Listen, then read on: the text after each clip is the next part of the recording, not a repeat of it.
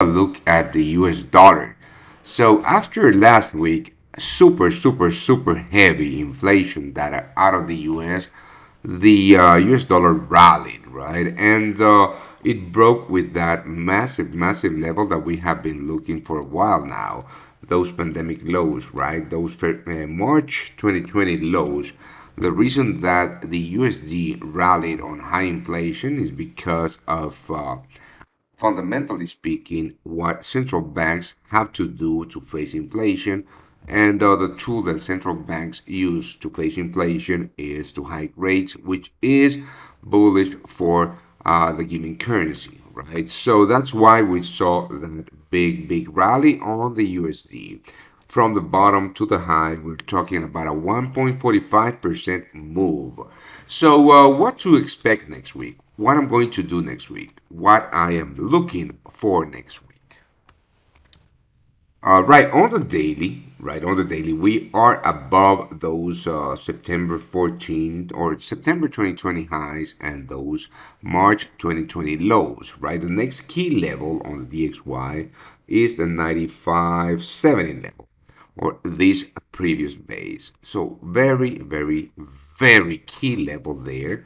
We are still, we are still from that to get there. If we go back to the 4-hour chart, what I'm looking for on Sunday open, right? For some of you might be Monday open, is a dip to those previous broken highs. We're talking about October, September highs, right? Those flat highs that were capping the upside on the USD. So we are bullish. I'm bullish on the US dollar, right? Right now, there's absolutely no setup to buy the USD.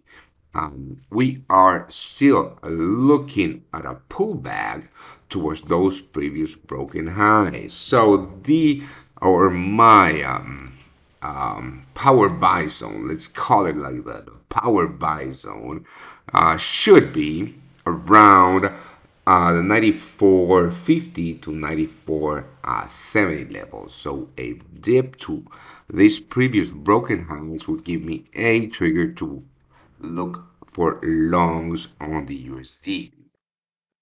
So where would I play a long on the US dollar? Remember that the only scenario where I would play longs at the open is Sunday or Monday for some of you would be a pullback on the USD, right on DXY towards those previous broken highs. We're talking about again October and September's highs, right?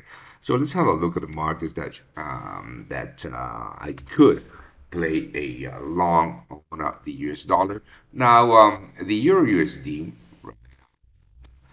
uh, I could see a short on the Euro USD, which would in fact be a long on the US dollar uh, on a pullback towards those previous broken lows on the 4-hour chart. If you look at the top left of my chart around the 115.50 level, that would be a nice short on the Euro USD, which would be a long on the US dollar on a pullback on the DXY, which I already talked about. Now, the Kiwi, right? The Kiwi versus the USD, again, a pullback towards those previous broken lows. And I actually like this is my preferred setup for US dollar longs, right? On a pullback towards the 70-80 level, given the fact that the Kiwi showed a ton of weakness last week and closed um, about actually let's have a look how much closed uh, almost 0.4% lower than last week's lows. So a pullback towards those previous broken lows or the 70-80 level on the Kiwi versus the USD would in fact give me a nice short on the Kiwi USD, which would be a US dollar during trade on a pullback and a continuation of a US dollar rally.